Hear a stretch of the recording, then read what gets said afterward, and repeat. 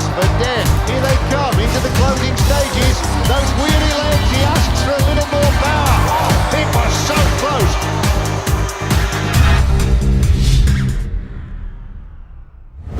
It's 8 o'clock, it's the Tour of Britain, and you're very welcome, especially if you've been flicking through the channels trying to find the football match. Stick with us, and you might find you've got an even better chance of seeing an English winner. But before any of that, this. I just want to let you know that after long talks with my kids, the rest of my family, close group of friends, I have decided to return to professional cycling in 2009. And, as the saying goes, on that bombshell, the riders turned up this morning still digesting the news that Armstrong is back. At the start, 3 of his former teammates. Doesn't surprise me so much that he's coming back. He's stayed fit this whole time. He's run 3 or 4 marathons. He's done endurance mountain bike races. He's certainly hasn't let himself go by any means. The reason why he's coming back, he's the only one who can answer that. But I'll be very, very curious to see what he's capable of doing. I'm sure he's not going to come back unless he knows he can achieve whatever goals he sets for himself. I just found out about it last night, so I don't really know any details, so can't really comment. He has to show that if he come back, it's to win. I mean, this is what I think. I hope for him will be, same like the years before, you know. He has too much to lose and nothing much to win, is what I think. Bring it on. Bring it on. It's not going to change my life. I'd probably make my life easier, so I won't have to sit on the front all tour. Stuart O'Grady there, not the only one to greet the news with mild mirth and a little disbelief. Incidentally, this morning, Tour de France organiser Christian Prudhomme gave the 7 times winner the green light to compete in next year's race. Well, not wanting Lance Armstrong to hijack any more of the show than he has done already, let's return to this race and the events of what the riders have already dubbed Terrible Tuesday. Somerset and Devon were always going to offer up the stiffest test, and as the clouds gathered, so the feeling grew that stage 3 could be decisive. The weather was foul, the mood tense, and a breakaway inevitable. The only surprise was that when it came, it was a solo effort. Geoffroy Lecatre alone on Exmoor for mile after mile.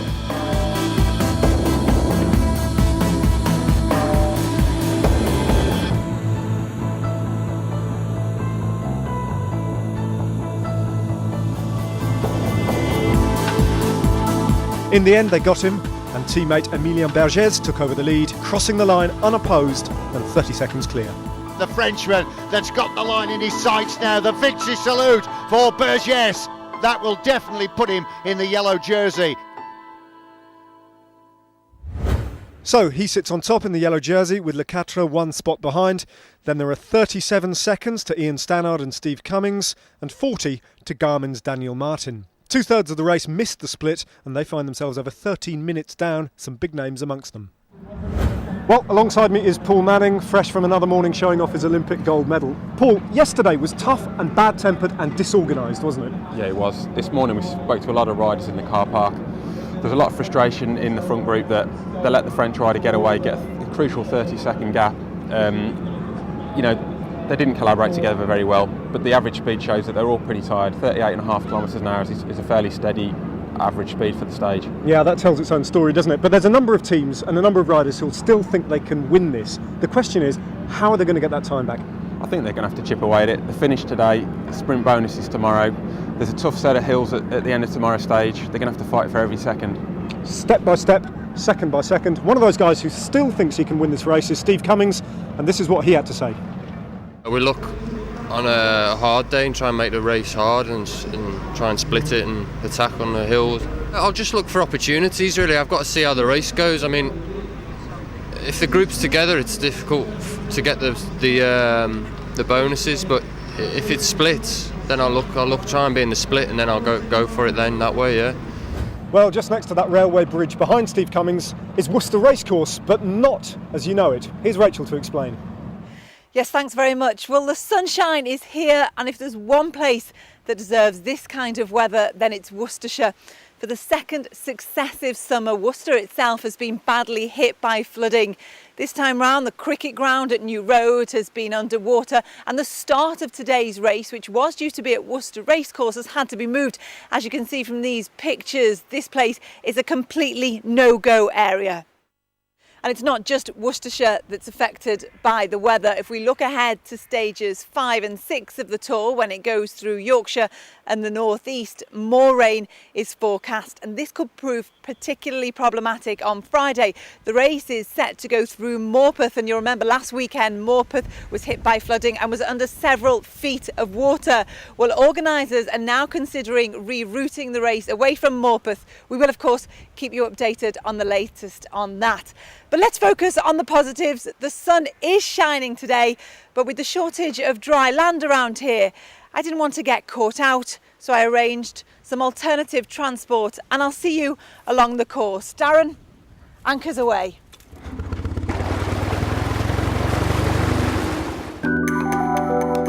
Today's start takes us to the heart of England, Worcester.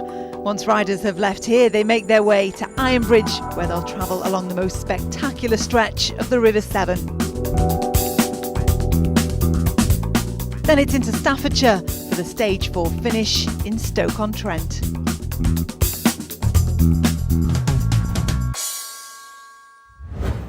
Stoke is the full stop, Worcester is the first sentence. Here's how the stage breaks down. Blown up the country by a strong tailwind, Worcester is the start of a 97-mile trip through some of the best place names on the tour. The 3 climbs are over High Haberley, Jiggers Bank and the Saddle of Wrekin. And if that wasn't good enough for you, the second of 3 intermediate sprints is at Bedlam. Whether it will be or not depends on how much the peloton has left in reserve as they head for the finish and an irritatingly uphill climb in Stoke. Right, Paul Manning, who's going to win today? Don't say Croatia. I think I've got a good feeling about Roger Hammond. Roger Hammond. OK, let's find out and join Hugh Porter and Anthony McCrossan. We join the action with a leading group of 10 riders just over 2 minutes clear.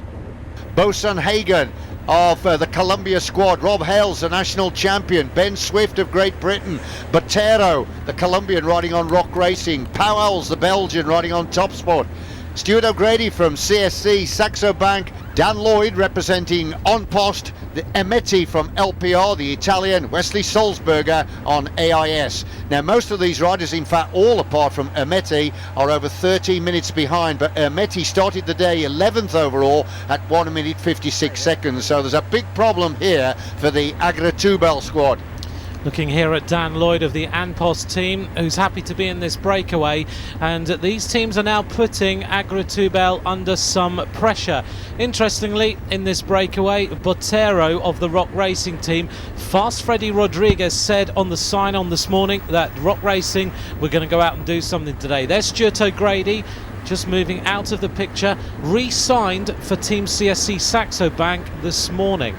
Well, these 10 riders are working very well indeed, and there is a massive problem for the Agritubel team, the French squad. They have got the yellow jersey. Bergès is in yellow, but he's going to have to do something about this, and Vergondi, the French champion, was near the front of the main field there. Right at the back of the leading group is Rob Hales. Hales has a big sprint, so he must be thinking about that finish in Stoke, and Ben Swift on the left of our screen will be out to try and scoop up valuable points to get the lead in the King of the Mountains.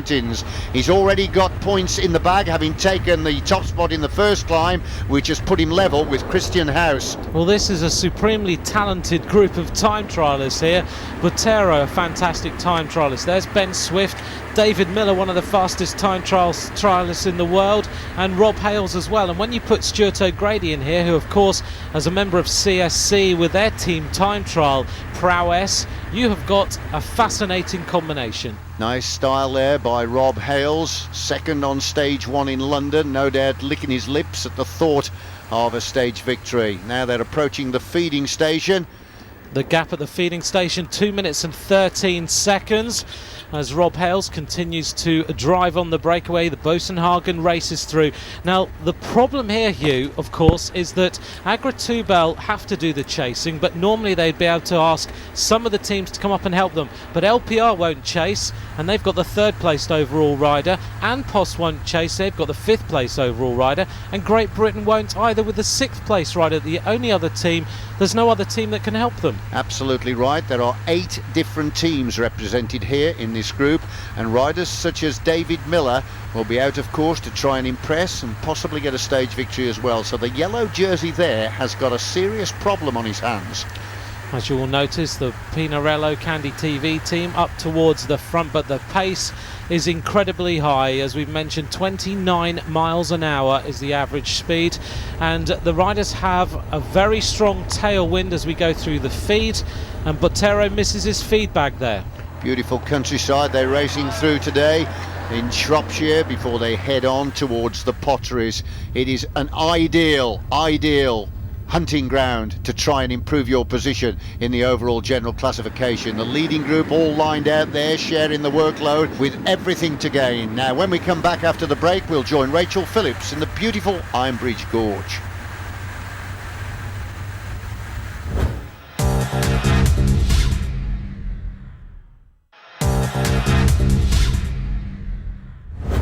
Welcome back. Well, we've now made our way to Ironbridge, and just a couple of 100 yards after the Bedlam Sprint, the riders have this to look forward to. Situated on the River Severn, it's a place steeped in history. Home of the Industrial Revolution nearly 300 years ago, Ironbridge and its spectacular gorge is today a hub for tourists from all over the world. And it's quite a nice place to cycle through too. Well, so you look like you could be in the race yourself. Are you enjoying it so far? Absolutely fantastic, and I really wish I was young enough to do it. Well, they won't have much time to enjoy them, but they're beautiful surroundings, aren't they? They're lovely, yes. It's an idyllic place. After the chaos of the Bedlam Sprint, the tranquility of Ironbridge and the glistening River Severn could provide some much-needed calm. But of course, it'll be the spectators rather than the riders that'll have time to appreciate all of this. Let's get back to the action. And here is the action, and it's still coming thick and fast because the leading group now are heading on towards the second sprint of the day at Bedlam, and that comes at 52 miles, and their lead is stretched out to just over 2 minutes. So what it means is that the Italian Ameti, who's on the LPR team, is the race leader on the road. Well, the next few miles are quite difficult for these riders because we go through the Bedlam Sprint, which is very quick, and then we've got 2 climbs on the horizon, Jiggers Bank and the Saddle of the Wrekin. Which is a glorious part of the world. One of my old training rides here. It threads its way along the side of the Severn, which is on their left, and then it will weave its way past the famous Ironbridge before it swings right, as you say, Anthony, onto Jiggers Bank. Well, look at the problems here, and it's all for the Agritubel team. They're having all the time to work, and the man in the blue, white and red jersey is the national champion of France, Vergondi, but they've got no allies at all in that group. No, they've got no allies to call on at all. Every other team is just going to sit there, they're going to watch them, and they're going to let them use up all their energy. But the pace is scintillating in this front group right now. All the riders prepared to work hard. Here's the Agritubel team. All the troops are on the front as we swing back now to the leading group. Who's going to win the sprint in Bedlam? A very important one. There is Burgess in the yellow. On his wheel, another one of the Team CSC and the Rock Racing team, who've had all sorts of mechanical problems. Tyler Hamilton had 4 bike changes yesterday. Well, he won't be bothered about contributing to the workload because he's got Santiago Botero up in that leading group, the 35-year-old Colombian who's a former King of the Mountains winner in the Tour de France. But look at that magnificent aerial view, and that just lets you see the Severn as it weaves its way through the Ironbridge Gorge. But Stuart O'Grady on the front here, not interested in the scenery, he just wants to get on with the action. You wonder matter how many miles Stuart O'Grady has clocked up on the front of breakaway groups or on the front of the peloton. He looks so at home, very controlled and lovely style, just spinning those pedals over. Hales comes to the front. Now we're going to open up ready for the sprint, and it's Hales who's going to try and take this one. So it's Hales on the right, the national champion, but look at this, it's Metti, the Italian, that just nips in front of Hales to pick up the maximum points of 5. Hales coming through second, confirmed there on our caption. Swift third for 2, and Boasson-Hagen, the Norwegian, just collecting the stray point. What a great season Boasson-Hagen has had this year, recently winning a stage of the Eneco Tour, and of course he also won a stage of the Criterium International. Now just along here we will take the right turn, and then that lines us up for the ascent of Jiggers Bank, which is categorised as a second, so it means first over the top will get 6 points. We're on the foot slopes now of Jiggers Bank that leads all the way up towards Little Wenlock, a delightful little pub there where you can enjoy a lunch, and then of course the Wrekin is right at the back. Well, this climb 1.9 miles long, and it takes us up to around about 200 metres above sea level, so you certainly have to concentrate hard, and we'll see whether all of the group go over the top of the climb together. They've worked very well so far. Now this is the bunch just coming through the sprint as well, but just to look once again at the composition of this leading group, the problem here is of course this Italian Metti. Now if Metti was not here, this would be allowed to go away because they could all cover themselves in glory with the possibility of a stage victory. But the reason that they are not being allowed to go is because he's only trailing yellow by 1:56.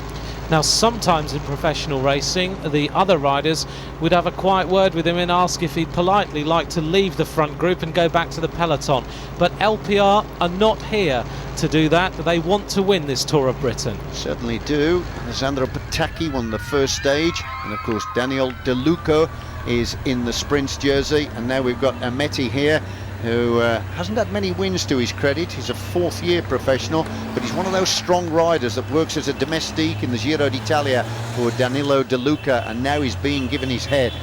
Well, O'Grady dancing his way up Jiggers Bank as we head towards the top of the climb now. There is Dan Lloyd in the green. This An Post Sean Kelly team have had a great race so far, with Dan Fleeman, of course, highly placed, and Benny de Schroeder. But it's Botero who's setting the pace unusually up the climb of Jiggers Bank. He's a strong rider. He's fairly hefty actually, but he is setting a strong pace. And as you said earlier in the commentary, a lot of time trialers in this group, and Botero was the world time trial champion a few years back, but you're looking at a talent there with Ben Swift. He won the King of the Mountains last year. Now then, if he takes points here, he will have gone into an emphatic lead over Christian House. He is 20 years of age, comes from Rotherham, and he has so much talent, Swift, and he really is out today to clinch the spotted jersey. Their manager, Max Chiandri, the Italian, former professional, will have told them exactly the plans for the British team today, and it's working well. The performance director of British Cycling, Dave Brailsford, is also out on the road today looking at the Great Britain team. So it'll be interesting to see what his comments will be at the end of the race. Ben Swift riding very well as usual on these roads. Agratubel still chasing, but this gap is not decreasing at all. And the thing is, if they do bridge to the leading group, it's a matter of how much energy they will have used in defence of the yellow jersey. Swift finding good speed here on the front, tapping out a lovely rhythm, just looks casually over the shoulder, stretches out the rest. He is so good at this. He makes it look easy. Swift at the moment setting himself up once again to collect more points. Just noticed there, Hugh, that Rob Hales is suddenly struggling on Jiggers Bank. If we look, he is in the cars just behind this group. Rob Hales looks like he may well have blown up on this climb. Well, here's Swift now beginning to distance himself from the rest of the break to collect more points. He's absolutely flying today. Look at Ben Swift. He's a fantastic climber. He is building a huge fan base as well, and he is now pedalling away from the group, clicking his way through the gears. He wants the points, but he also wants the jersey. 6 points then when Swift tops this one, and that will put him exactly 6 points ahead of Christian House. Meanwhile, the problem doesn't go away, and Agratubel are still powering along at the front of the bunch. A little bit of distance yet to go to the top of the climb. Ben Swift with his hands just rested nicely in the centre of the bars here, and he's just pedalling up to the top of the Eon King of the Mountains at the top of Jiggers Bank. Casual style for Swift. He's had a fantastic year, lots of top 10 places in Italy and several very impressive victories there. So he now sights the line ahead of him, and he'll crest the top of Jiggers Bank and then just cruise gently down the other side and wait for the group to rejoin him. He's riding a perfect race today.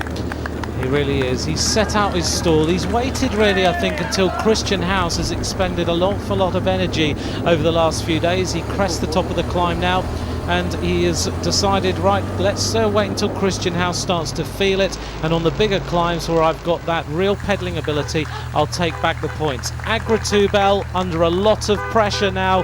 This gap is not diminishing, and they are having to use up all of their troops to try and bring this breakaway back. The yellow jerseys even coming up now to try and assist. Their manager, Emmanuel Hubert, will have spoken to them and said, come on, we've got to try and get this back, otherwise we're going to lose everything today. So the race is finally poised here with Jiggers Bank almost behind the bunch. We've got the final run-in to Stoke-on-Trent. Don't go away, it is very exciting.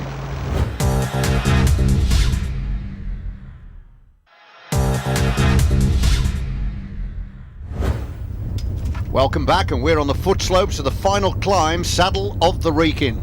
Well, this climb takes us up to about 250 metres above sea level. It's a mile long, so it's a tough one before we plunge down to the next sprint in stone. We're getting well towards the closing stages now of this leg, and it certainly has been an intriguing race today, run off at a very high speed. David Miller just at the head of the breakaway as they see the King of the Mountain sign. Well, it's Ben Swift again at the front, who's going to be the first rider to cross that sign saying King of the Mountains. Now he will be looking again for more points. If he can get this, he will be the leader of the King of the Mountains, the Eon King of the Mountains, and he will have clinched that from Christian House. The man at the front, Dan Lloyd, he's had some great rides in some mountainous conditions this year. These roads in Shropshire are deceptively hard. They're unforgiving. Doesn't look tough, but believe me, when you're out of the saddle like that and working hard to lever the gear round, that is an indication of just how hard it is. The corrugations of Shropshire will break the hearts of many riders. Well, it's hard to imagine, but these riders are still averaging close to 27 miles an hour today. That 29 miles an hour average speed first hour has set them up for a fast average speed by the time we get to Stoke-on-Trent. So in the green, right at the head, is Dan Lloyd of On Post, and he's now been overtaken, and that looks very much to me like Botero that's taken the front position as the leading group continue to weave their way towards the summit. Now, of course, last time we lost Rob Hales on the climb. Is this group going to stay together, or are we going to lose anyone this time? Powell's on the right-hand side for the Top Sport Flandrin team in the blue and yellow. What a great race they've had so far. They've been on the attack on most days. Now, the worst thing that could happen for this leading group is for it to fragment, because if they lose their strength in numbers, then that will play into the hands of the field behind. So when they get over the summit of this climb, they want to start to knit together again and work consistently. Bosenhagen looking strong at the front.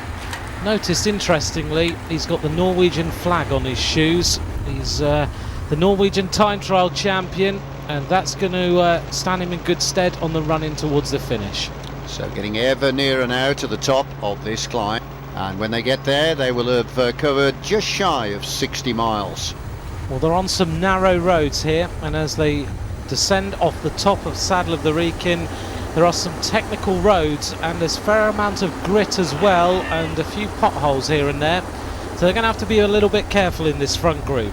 One or two of them here not too keen to take on the role of keeping the pace high, but Swift will be near the front, and as I speak there he is coming through. He'll be conscious of the fact that there are another 4 points available if he gets to the line first, and if he does that, then he will have built a lead of 10 points over Christian House. He started the day 4 points behind, so he'll have turned a deficit of 4 into an advantage of 10.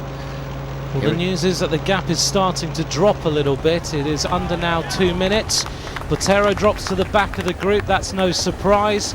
Just thinking about these little narrow roads with the grit and the potholes here and there, that Stuart O'Grady will be in his element, really, a former winner of the Paris-Roubaix. Absolutely. Botero is the oldest man in this group at 35 years of age, but really these gentle rises shouldn't cause him any problems, having won the King of the Mountains in the Tour de France before. But it was Swift that came over first, so he's had a terrific day out here in Shropshire, and that gives Ben Swift the lead in the Eon King of the Mountains competition. It's a fast descent, and we are at the highest point of today's stage. Now we're going to go plunging down into the valley before we race through to the sprint point in Stone. Back to the peloton, and still it is the team of Agri-Toubel who are doing all the driving. In second place there, again the French champion. And the yellow jersey, it looks like he is starting to feel the pace a little bit now. It's been a long day.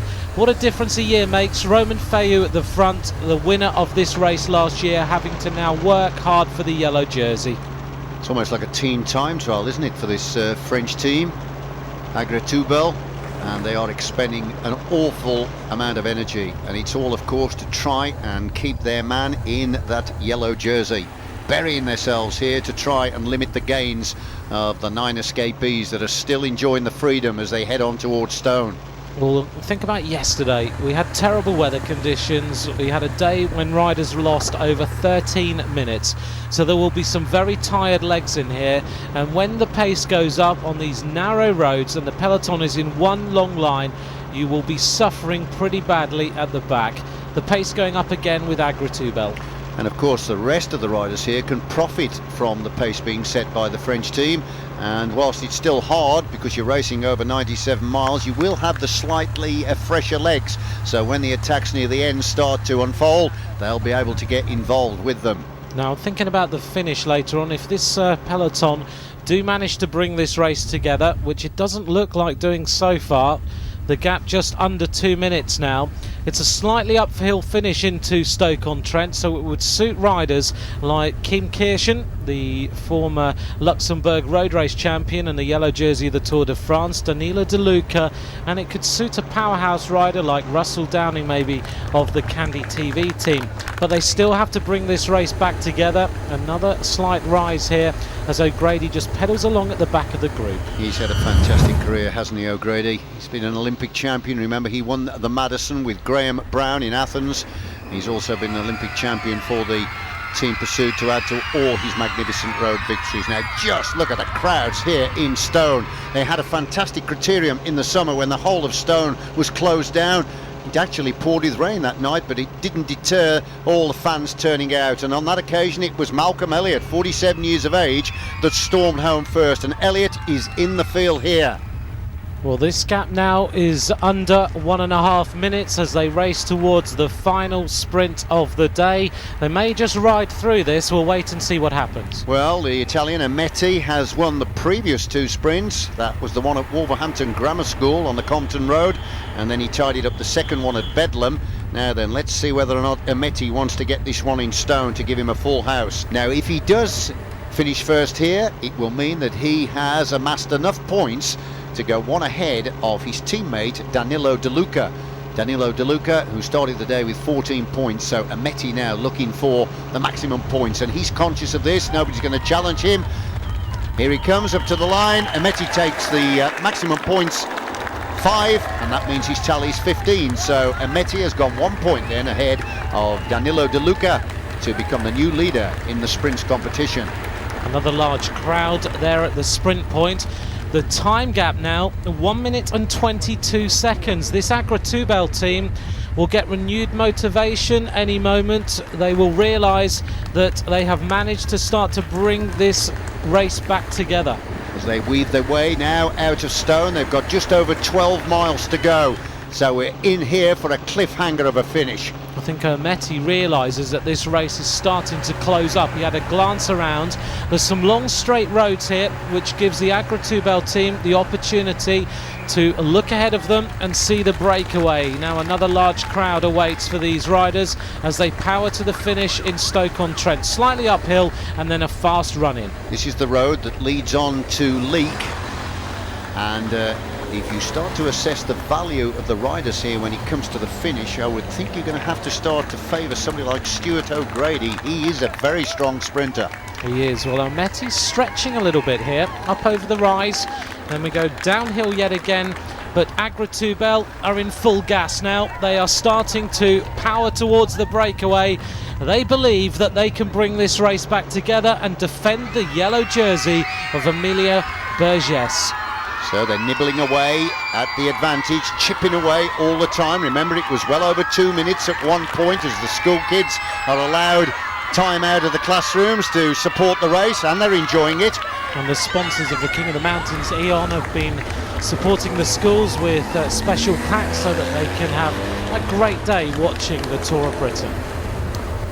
They're heading on ever nearer to Stoke, and I get the feeling that there's a lot more to come here on this stage.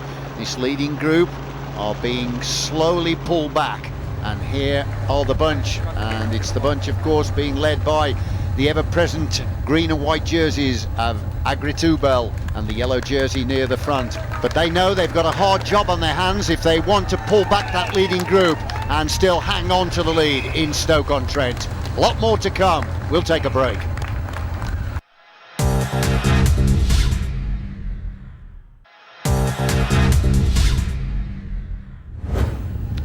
Well, welcome back, and this is the head of the bunch that are still searching for a solution to pull back the breakaway group that is nearing the picturesque area of Wedgwood with just a shade over 10 kilometres to go. Well, a long straight road. Here is the leading group. Botero at the front, David Miller on his left-hand side. They're working hard, but the Agritubel team are going to get pretty motivated soon. They're going to see the leading group just in front of them. Well, what a beautiful area for the Tour of Britain to race through. The Saltire flying at the side of the road, I guess cheering on David Miller. Now the bunch are getting ever nearer to the break, and of course riders will be aware of this. Oh, looks like a crash. No, it's the yellow jersey. The yellow jersey's had a puncture. Well, what a time to puncture just as the race is in full flight at the end. Well, look at this. Suddenly this race is going to completely change. Stuart O'Grady attacks at the front. Bosenhagen goes with him. O'Grady looks round, but it's all about what's going on behind. A yellow jersey standing at the side of the road. Now then, as if they haven't worked hard enough throughout the whole of the stage, the Agritubel team are now forced to try and get the yellow jersey back up there after suffering the puncture, but this break looks promising. Look at this. O'Grady has a glance around. He adjusts his radio in his ear. Bosenhagen is having a little adjustment of his race radio. But the Agritubel team, they have been on the front all day, but now they're in team pursuit trying to bring the yellow jersey safely back to defend his overall lead. Well, a brace of riders have a tenuous lead there. It's not convincing, and the riders that they have left are still trying to close down on them. Just looking back through for the yellow jersey. Was that the yellow jersey? No. So we're trying to see whether he's made contact with the back of the bunch. I'm not sure he's even here, you know. Vigondi's at the front. Well, he must be. He must be in this group, because otherwise Vigondi would not be driving on like this. O'Grady glances round. Botero of Rock Racing is going to nullify the breakaway. This is going to be a thrilling finish. Are these riders going to stay away? Well, Botero is the man that brings them up and now swings over. But you know, I was speculating a little earlier about O'Grady being the best sprinter. Well, we mustn't forget Wesley Sulzberger either, the young Australian on the AIS team, because he got a silver medal in last year's World Under-23 Championships on an uphill finish in Stuttgart, so he might be another one in the mix. Well, it is a difficult finish, and it does suit riders like Sulzberger, like Kirchen, like Daniela De Luca, now driving on at the front. Ermetti must have heard on his race radio about the yellow jersey being at the side of the road with a puncture. Now he's going to drill it at the front and try to get the yellow jersey. Let's not forget that Ermetti started the day 11th, 1 minute 56 back, and he has picked up 3 time bonuses, so he's picked up 9 seconds today. So the Italian has got a lot to gain here. The Norwegian time trial champion back onto the front. Serge Pauwels watching him. Dan Lloyd of Anpost, who again has already won races this year. He's feeling confident. Suddenly the disruption in the peloton behind means that the 9 riders could stay away. A big attack here on the left hand side of the screen, and it's Dan Lloyd of the Anpost squad jumping away. Dan Lloyd then taking it on now at the front, a man that finished second in the National Road Race Championships in Abergavenny 12 months ago to David Miller. It's early for an attack, but the Italian sees the danger and trying to come across is Ameti to join Lloyd. Well, we've got the action unfolding here now. Well, the gap is dropping all the time. It's underneath a minute now. It's around about 55 seconds, but Ameti and Lloyd aren't worried about that. They're going for the stage win. Ameti going for the yellow jersey, and Lloyd is burying himself now. Well, this looks promising. All these little ripples here on the outskirts of Stoke really do sting the legs, and it's a perfect platform for anybody to try and launch a winning move. And at the moment it's Lloyd that's gone clear, and Ameti has joined him, and now these two are beginning to move clear of the rest of the break. Well, it's a fast descent down towards Stoke-on-Trent, and Lloyd goes through that left-hander, almost leaving Ameti behind. Ameti having to work extremely hard to get back to the wheel of Dan Lloyd. Contrast here in heights, with Lloyd being much more rangy than Ameti, but the Italian's already had a brilliant day, having put himself in the lead in the King of the Sprints competition. Now then, can he do enough to get the yellow jersey? Now what's going on there? Oh, Lloyd ran out of road and almost collided with the fence. Oh, he's not having much luck today there. Dan Lloyd goes right up on the pavement and almost comes to grief. Look at this, Hugh. How did he hold this one? Oh dear. Well, he just about got the line readjusted before he collided with the wall. Now then, what's that done? Well, it looks very much to me as though behind they're beginning to break up, and now Ameti has taken off. He's got the bit between his teeth here, the little Italian. He's not going to bother about the rest. He wants the win. Well, you wonder what else might happen in this stage. We've had the puncture of the yellow jersey in the last 10 kilometres. Lloyd looked like he was heading for the stage win. He goes off course, and now Ameti looks around. Is he going to time trial into victory and maybe even the yellow jersey? Well, it's a sweet move here then by the Italian. He takes that turn cautiously, looks back. He's comfortable with the advantage. Lloyd, he's still trying to get back up into the wheel of Ameti. 4 kilometres to go. 4 kilometres to go now as they power their way up this little rise. Ameti's going to turn left and set himself up for the finish. He continually talking into his race radio. He wants to get an update, but these guys, remember, have been on the attack since the 18-mile mark today. That's a long time in the lead. Well, there's a downhill run by Fenton, and then it lips up all the way to the left-hander, and then they line up with a sort of mini hairpin that brings them into Albion Street, where they finish right outside the town hall. So it is a very tough approach to the line. But this race isn't over yet, because we're now hearing that the peloton are only 36 seconds behind the leading group. That means that they could even catch the group of 7 riders before the finish. Will these 2 riders hold on? Well, the Cat, who finished second yesterday, could be the man that could still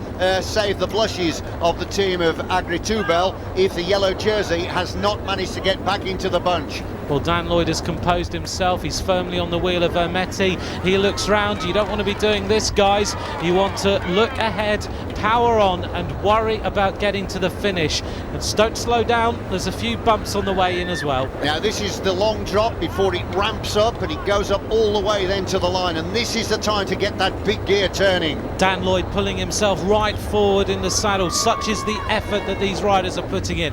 Ameti glances across at Dan Lloyd and says, "Come on, get on my wheel. We want to get to the finish. Let's worry about who wins when we get there. All we need is time." Small, punchy style for the Italian on the LPR squad, normally playing the role of a domestique. He's a 4th-year pro. 1 win he had back in 2006, but now he's got a chance to add a big prize then to his CV. Ameti looking back on both sides, and I'm just wondering if Lloyd wants to come through. Well, Lloyd won the Vuelta Extremadura earlier on in the season. He's been shortlisted for the World Championships for Great Britain, and what a day to get a win if he can. Dave Brailsford is at the finish line, the performance director of British Cycling. You saw the traditional flick of the elbow there. That is the professional signal to say, come on, I've done my turn, take over. Right, this is the island then where it starts to ramp up. Now then, is Ameti going to try and jump away then from his breakaway companion Lloyd? Ameti again asks Lloyd to go to the front, but I don't think Dan Lloyd he's either not going to or he's unable to go to the front. Ameti, the punchy style, he's a supreme rider in this race, and Dan Lloyd is going to sit on his wheel and wait until he can jump away. He's doing the right thing actually, because it's Ameti that stands to gain everything here. Lloyd is 13 minutes back overall, so he can let Ameti carry him and then probably try and jump past for a stage victory. Well, they almost collided. I think Dan Lloyd is pretty spent here. Dan Lloyd is now being left behind by Ameti. So the on-post professional Lloyd has lost contact, and now it's Ameti. He's looking to the summit of this little climb. It'll swing left then. It dips down fractionally before they line up for the run into the finish. Well, you can imagine what the heart rate of this man is like right now. He's going for the stage win and he's going for the yellow jersey. His heart rate must be on its absolute limit. Dan Lloyd, he must be extremely tired. 1 kilometre to go, Hugh. 1 kilometre to go. He's got rid of Lloyd. Now then, has he got the firepower to hold off the field that are beginning to bore down on what is left of that leading group?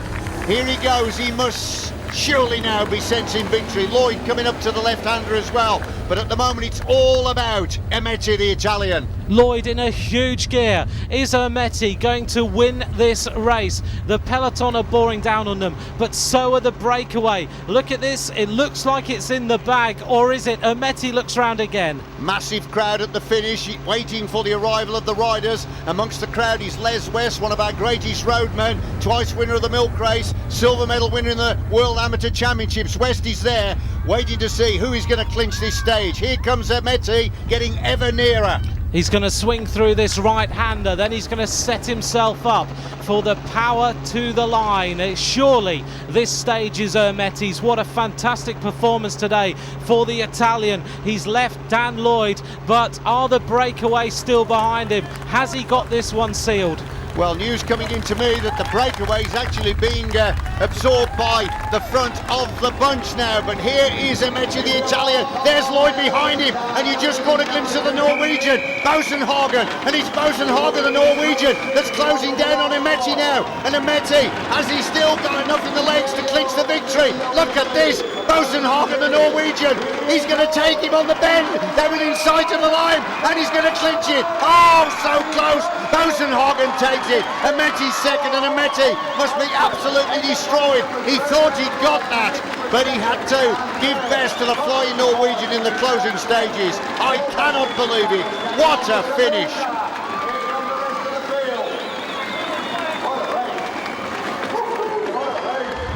Dario Ameti then will relive that finish over and over tonight in his nightmares, if he can get to sleep at all. For Edvald Bosenhagen, though, it was sweet and surprising. Yeah, it was really hard and steep, but it was just adrenaline took me up the hill. Hey! You're getting congratulated by your teammates.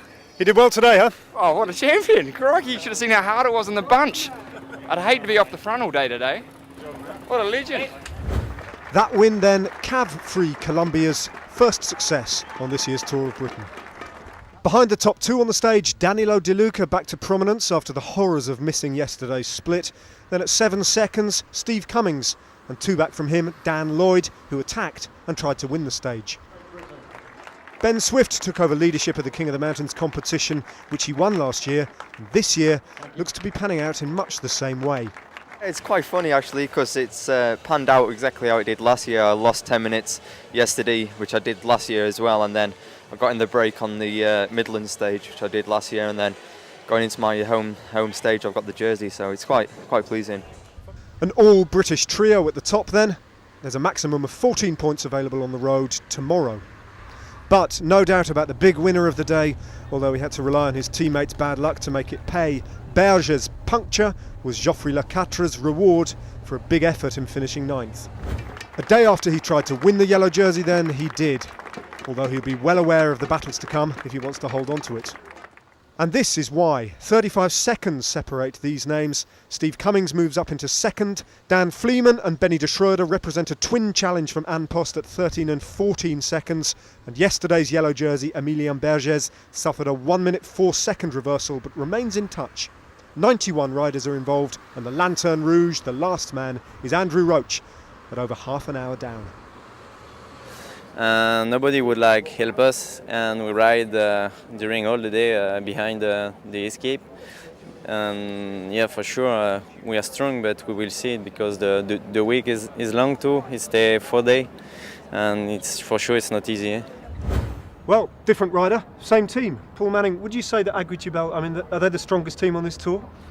Potentially. They regularly work hard to defend leads and win stage races of this calibre across Europe, so they're certainly cut out to do the job. It was good to see them actually working as a team and chasing down that breakaway, something we haven't seen too often on this tour so far. Yeah, for sure. They're not afraid to take the race on, and that's a great thing to see. Right, now what about tomorrow's stage? It starts in Hull and it finishes in the Dalby Forest, and it's got a real sting in the tail, hasn't it? It has for sure. I think the racing's going to begin as soon as they're deneutralised out of Hull. I think 12 kilometres in, there's a first preem, and those guys that are 10, 12 seconds down are going to be racing flat out to get that 3 second bonus. And then, as you said, there's a 10 mile section towards the end of the stage, 3 climbs in close succession. That'll be the battle for GC. We're all waiting to see. Excellent. Well, it's all scrunched up in the GC, and it should provide a fascinating day's racing again tomorrow. Now, just before we leave you, news broke today during the course of the day that Floyd Landis, as well as Lance Armstrong, is also planning a comeback, which begs me to ask Paul Manning whether you've considered a coming out of retirement, Paul, or not. No comment. No. You will be coming back, though, tomorrow to your screens at 8 p.m. See you then.